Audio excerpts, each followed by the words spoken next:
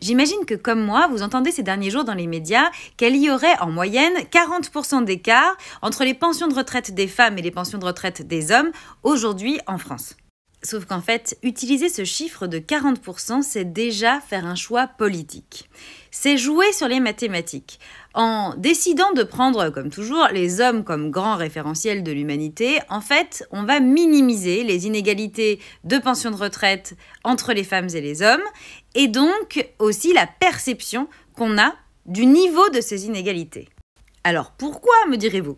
Eh bien, aujourd'hui, en France, par mois, la pension de retraite moyenne des hommes, c'est 1 924 €. Or, la pension de retraite moyenne des femmes par mois, aujourd'hui en France, c'est 1 145 €, soit un différentiel de 779 € par mois. Ouais, vous avez bien entendu.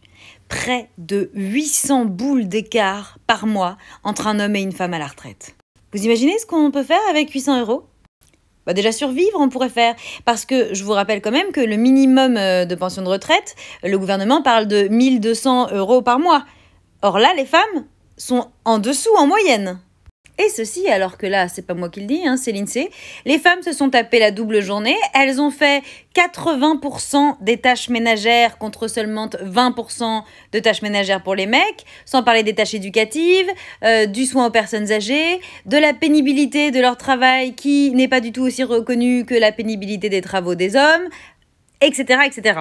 Et pour revenir à ce chiffre de 40%, en effet, si on fait 1 924 € moins 40%, ça fait en effet 1 145 €. Ça signifie que les femmes gagnent en moyenne 40% de moins que les hommes à la retraite. En revanche, et c'est là tout le sadisme de la règle de 3 et derrière elle du patriarcat, si on fait 1 145 € plus 40%, ça fait pas du tout 1 924 €.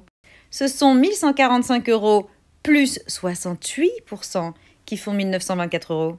Ce qui signifie que si au lieu de comparer les femmes aux hommes, grande référence, on compare les hommes aux femmes, on se rend compte que les hommes gagnent tranquillement à la retraite 68% de plus que les femmes.